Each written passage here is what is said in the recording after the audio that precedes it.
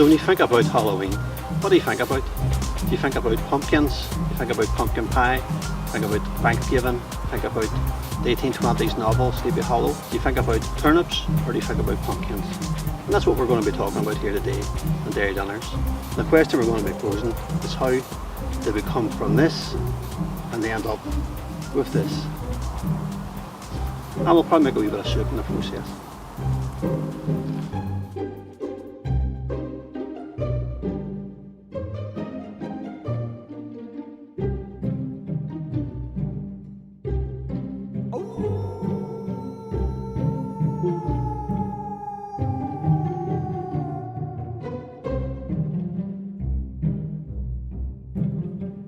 It's a little known fact that the turnip lantern was exported from Ireland to the US by a local man called Jack O'Loughlin. He set sail from the quay here to Massachusetts in 1807 and became great muckers we washed to Nerwan. He told them all about the turnip lanterns used during the Iha Hammond Festival and the famous half-hungry Milton story.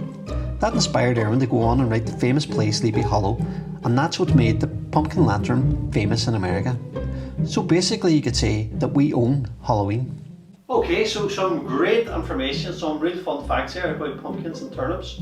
Hey, but regardless of all that, I think you'll agree that rather than go pumpkin versus turnip, I think I've learnt as we evolved researching this stuff, and at the end of it I'm kind of coming back around to the fact that we're probably better to combine.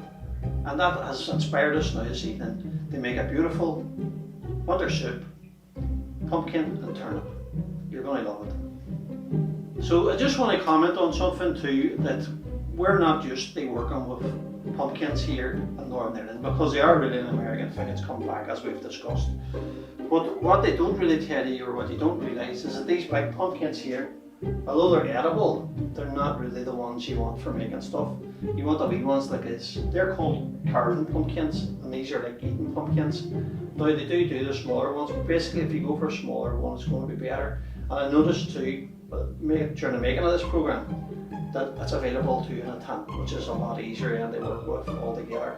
But don't be freaking out at the moment, we can talk you through it. So like most of these round fruits, it can be a bit intimidating if you don't know how you're dealing with it. But the first thing is to crack into it.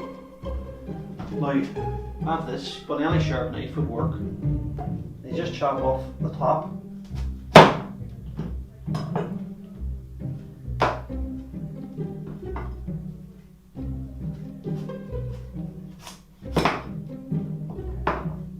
So once you have the top and the bottom off it, then you want to try and just take the skin off it too, because it's not really edible. You want to take it down like you're peeling an apple. You probably could actually use a peeler, but we're going to try it on a knife first to see how we go. So you basically end up skinless pumpkin. Probably take it again. Them seeds actually is edible. I think you can take them out and roast them and eat them. Pumpkin seeds.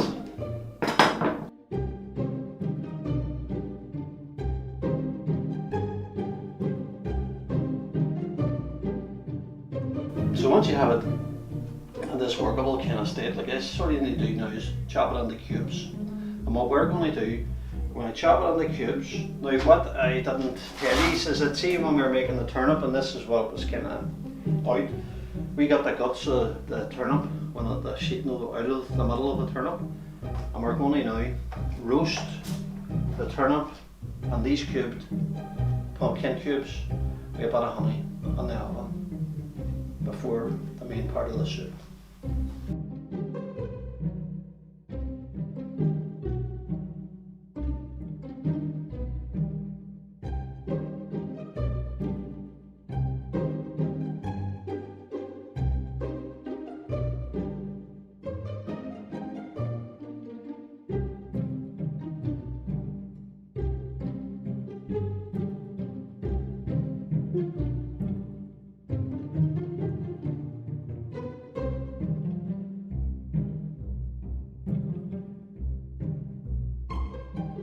And just stick it in the oven. 15 minutes. So when that's roasting, you want to chop up an onion, fry up an onion with 4 cloves of garlic. I'm going to throw a bit of carrot in here as well too. And I forgot, I'm just going to put parsnip on while I roast it. If I can put it, doesn't matter, I'm just going to put it on the soup later.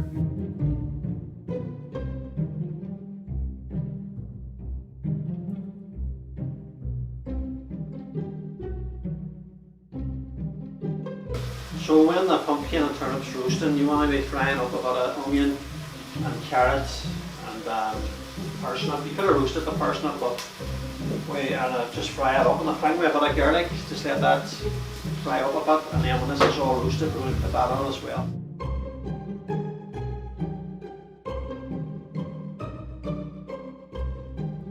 Once you have it fried down a bit, you want to add on a bit of ginger and maybe garlic. Depends, you don't have to, but it'll be alright on its own, but I always put a bit of ginger and garlic on the way.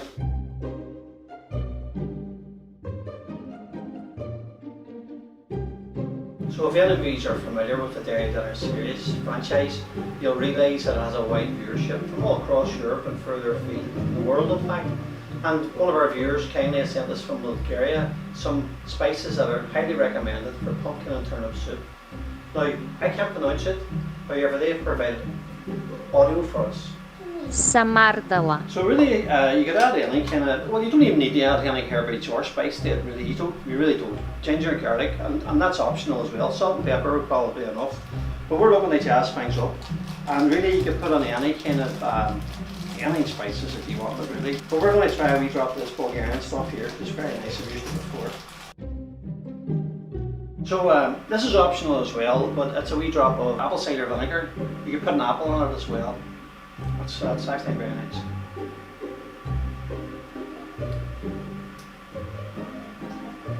This is surprisingly, it's good.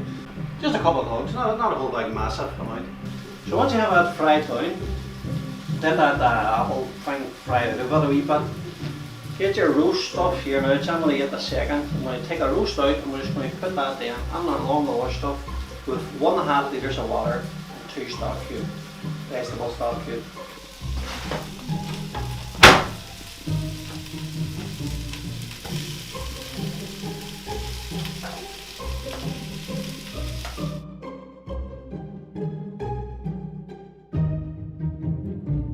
So just bring it up to boil, simmer for 15 or 20 minutes.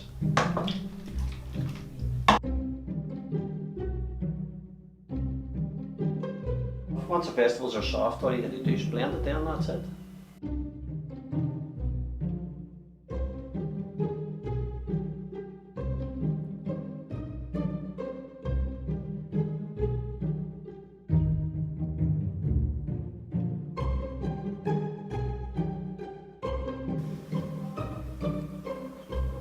It's not a bad soup. I eat a turnip and pumpkin soup. Now you do your that is turnip. You know what I mean? You're dealing with turnip, but it's better than dumping that thing, isn't it?